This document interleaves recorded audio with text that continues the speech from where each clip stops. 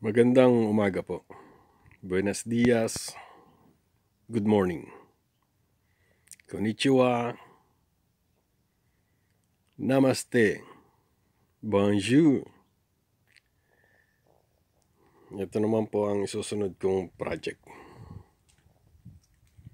Yun pong mga hinakot kong mga blocks na yon ay pinapaayos po ng josawa ko dyan. Parang boundary. Kasi yung nasa loob nilagyan ko yan. Dapat aalisin ko yan kaso di ko na natanggal. Nadaga na ngayon. Ang hirap ng hugutin yan. Nakabaon na yan sa lupa. Ito ang gagawin ko. Maghapon lang siguro to.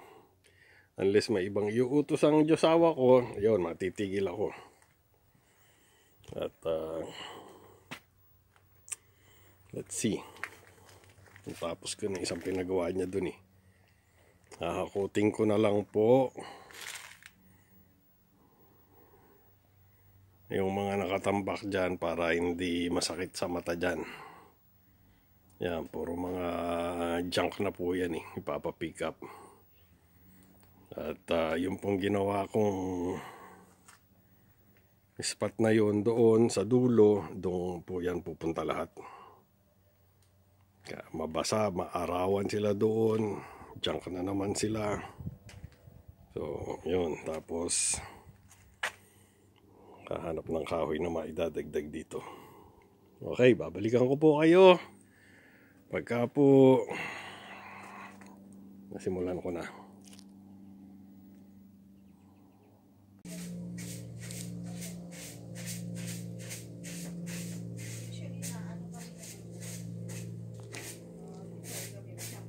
Kasi alam ko talaga yung sa ano eh.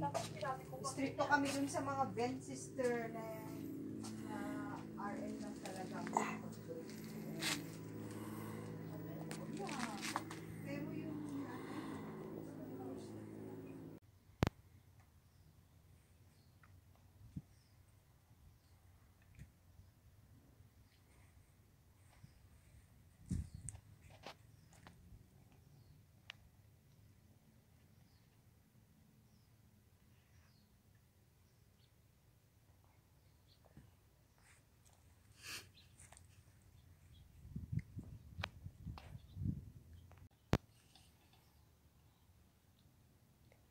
safety purposes.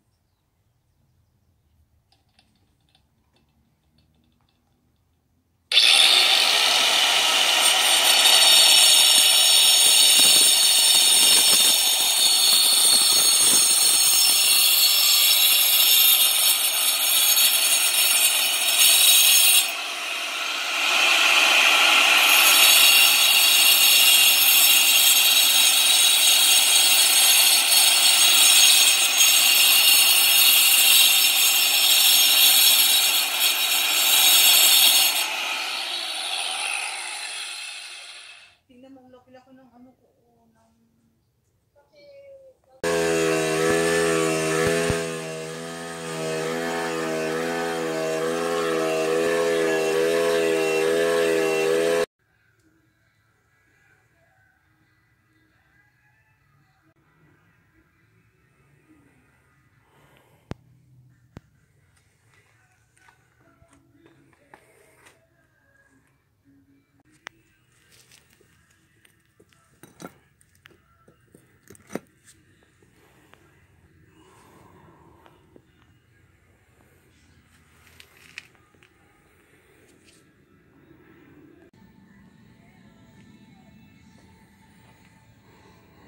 Tapos na po.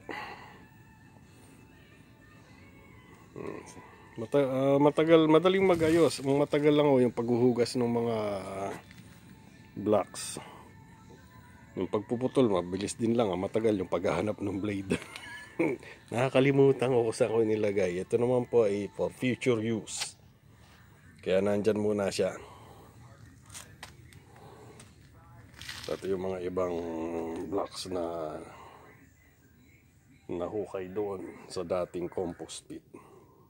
At doon po muna tayo sa harapan. Parang may naglilinis ng likod bahay. Naririnig ko yung makina niyang tumutunog. Kami naman po ang magpapamigay uli. Ito. Kanina po may nadaanan kaming tree na mga upuan. Galing po to doon sa hipag ko. Sobra na po yung TV namin. Lahat po ng room meron na. Binigyan pa nga po ako nung neighbor namin, yung pulis. Di sobra-sobra na. Sabi ko nga kung pwede lang ilagay sa door to door, kaso hindi kasi sa door to door box eh.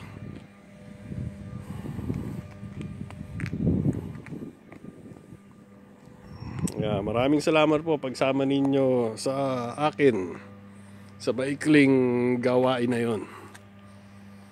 Hanggang sa muli po, mag-ingat po tayong lahat. Ingatan po natin ang bawat isa at mabuhay.